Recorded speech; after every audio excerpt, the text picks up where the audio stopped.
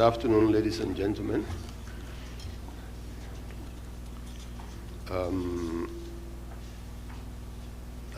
I'm here to talk on developing cost-effective housing for cooperatives.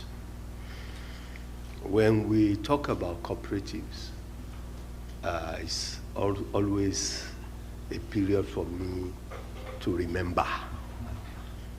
I went for a job interview, and at that interview, I discussed how we can leverage the cooperative strength to develop different business models.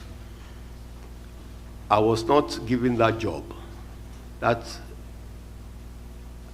appointment I was not given.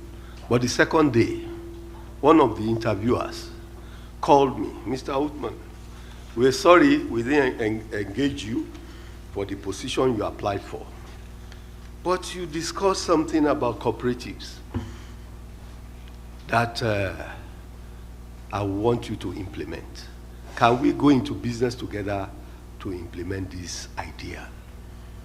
That was how I left paid employment in 1992. And I've never looked back.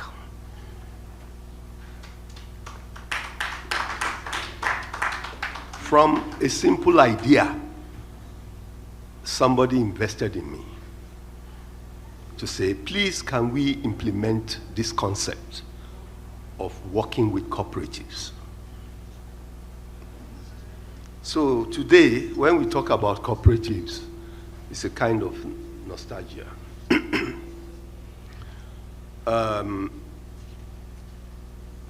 Well, we have all agreed that cooperative is one of the vehicles we can use to deliver cost-effective houses to generality of the cooperators and Nigerians.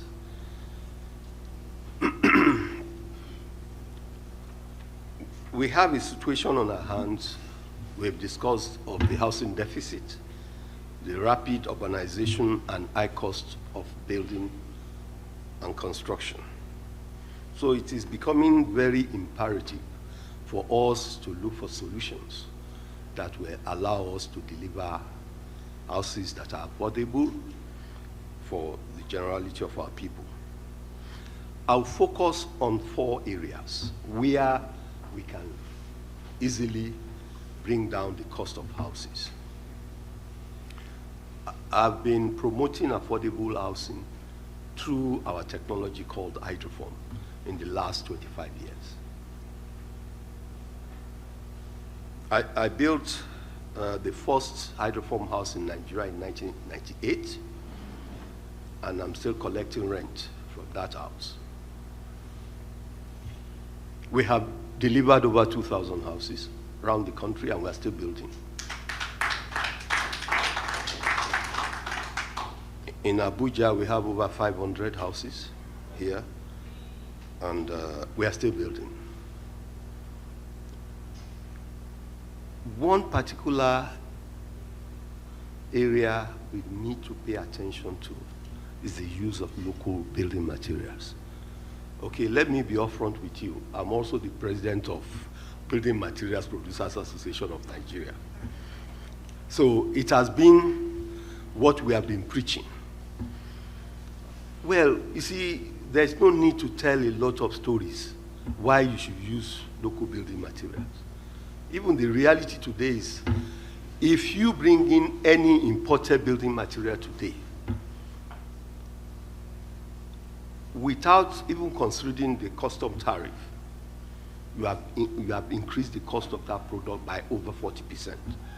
Because when you account for the freight, the related clearing charges, transportation from the port to your location, this added cost is not necessary.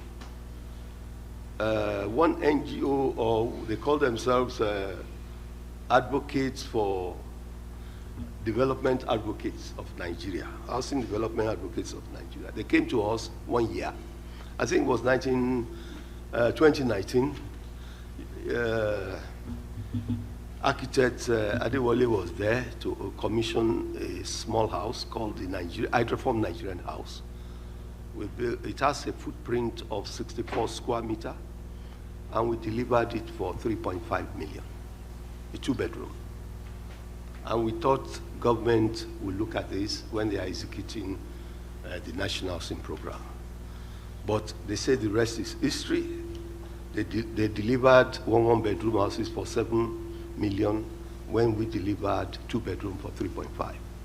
And today, the same house is being rented for 3.5 million. So there's no need to tell us.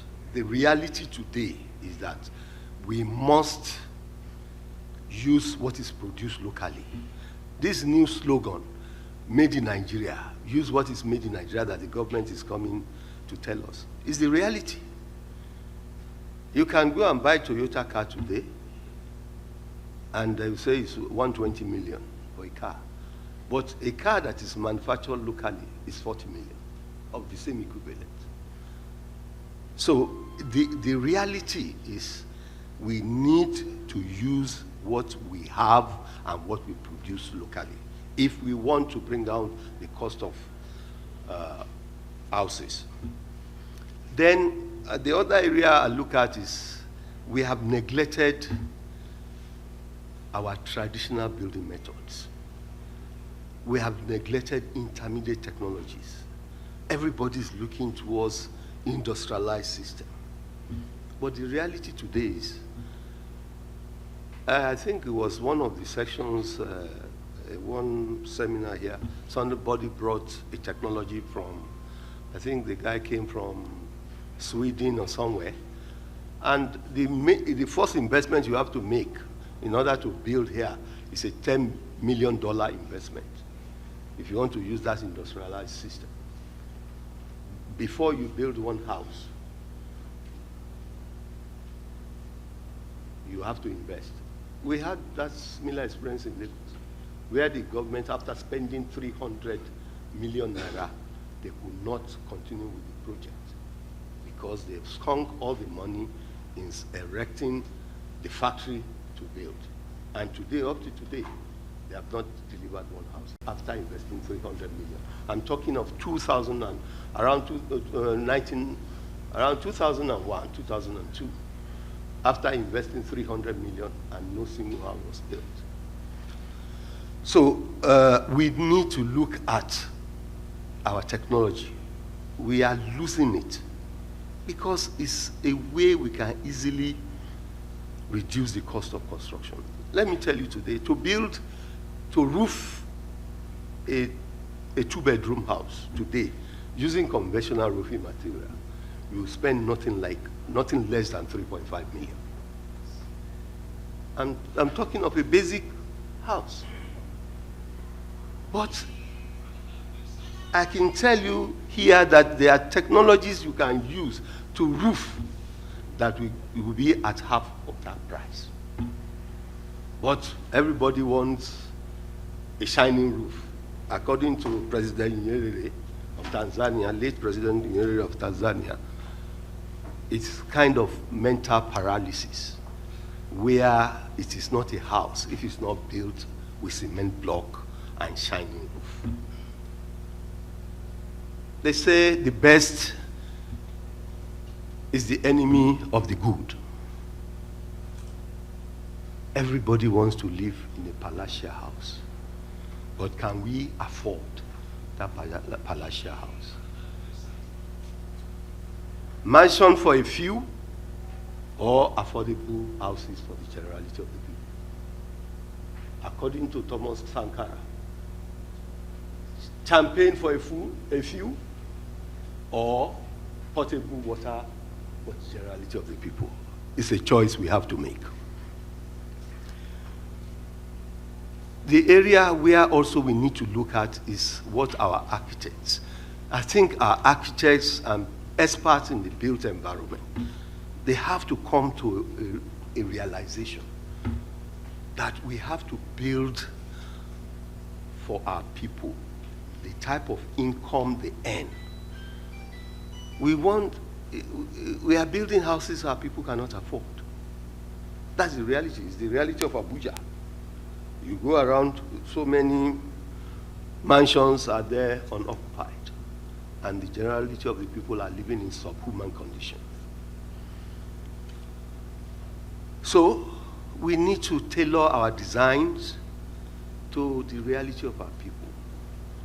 In order to serve this community, we don't need houses more than 60 to 80 square meter in footprint. A 2-bedroom, 60 square meter footprint. A 3-bedroom, about 80 square meter. That is affordable. That is, and we make it functional.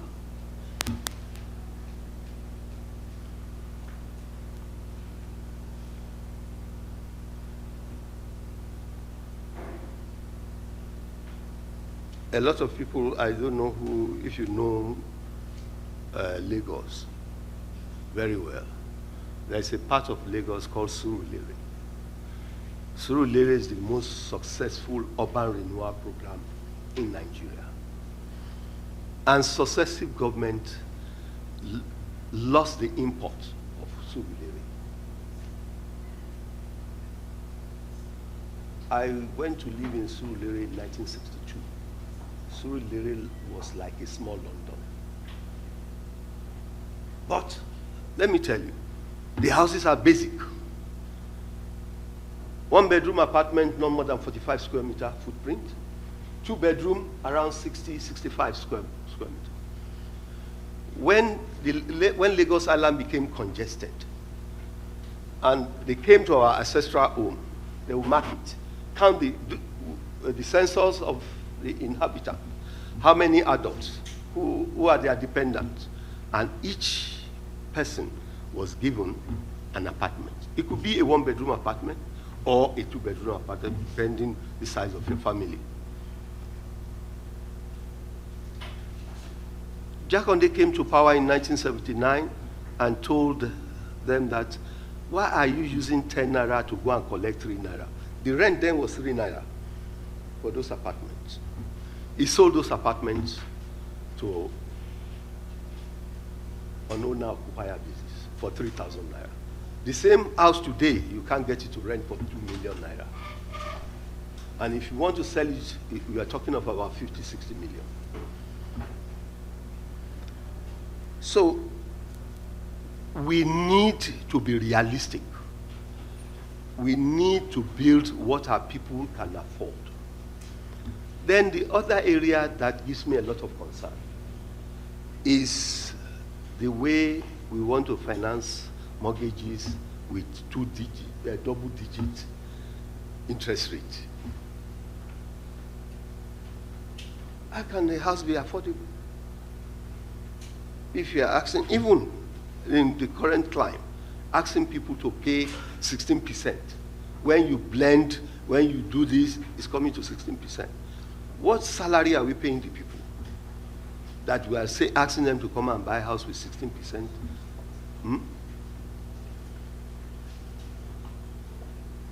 So the financing must have a human face. Anything that any interest rate that is above, that is not single digit, it's not acceptable. And the cooperatives, I'm a believer in cooperatives. I believe the cooperative societies can develop their own homegrown mortgage system, which I called cooperative, I call it cooperative finance system, housing finance scheme, where a cooperative can develop houses for their cooperators without borrowing money from a bank they can finance their own houses. How? The system works like this. You will look for a cooperative or a group of cooperatives coming together with a minimum of 500 members, each putting down 10% or 20% equity, which can be sourced from their RSA accounts, because that's usually a problem. But that solution is there now. You can go to your PFA and say, I want my 25% of my retirement savings, so I can use it as a down payment for my house. Then, we gather these 500 people and we say, look, every quarter we bring to the market 60 houses, every quarter.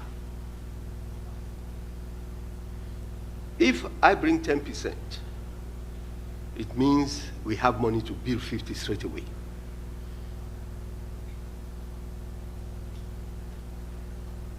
And then every month, we are making collections. So every 3 months, if we are diligent about it, but a lot has to do with a lot of creating awareness among your members to say, this is the way we want to go. You can effectively raise this money over a 3-year period, house all your members, and you are not going to borrow a couple. And there will not be interest cost, atrocious interest cost, ungodly interest. So we think we can. It's a self-help thing. If we know that cooperative is self-help, we should be able to sit down together. It's a question of managing expectation. What can you afford? That's what you build. You can't say, because I need 4-bedroom apartment and you cannot afford it. We must build what you can afford and what you can pay over a period of 8 to 10 years within your salary. It can be done. The only thing is, if you look those houses in Surulere, if we stick to that kind of arrangement, we can house a lot of our people. And today, when you go to those houses, the government did not allow them to change anything. The only thing you can do inside your house is, well, when they gave you the house, is what concrete floor. You can put tiles. You can put marble as your income improves. So we have to design our homegrown mortgage system, cooperative mortgage system, where you are in control and you can leverage on your members to deliver affordable houses to them. In conclusion, the government of Nigeria is doing a lot in respect of housing. There's no better time that you can acquire a home than now, because of everything this government is putting in place. You have MRIF, you have Family Home Fund, you have Federal Mortgage Bank. Please, if you don't take advantage of this now, you may never own a home. Please, let us support what this government is doing, and let's buy into what they call the Renew Hope housing and cities and towns. Thank you.